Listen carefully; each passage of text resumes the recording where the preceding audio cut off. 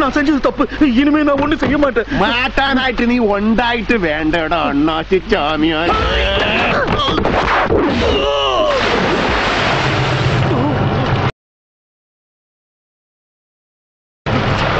ആറ് പോത്തുകളും 3 ചീട്ടുകളും വെച്ച് ബെല്ലാരിലെ വ്യാപാരം തുടങ്ങിയാണ് ഞാൻ. എനിക്ക് 6 ലോഡല്ല 6000 ലോഡിന്റെ വ്യാപാരമുണ്ട്. എന്റെ മുടാഞ്ചാലുണ്ടല്ലോ പല നൂറ്റാളെ കേട്ടാ.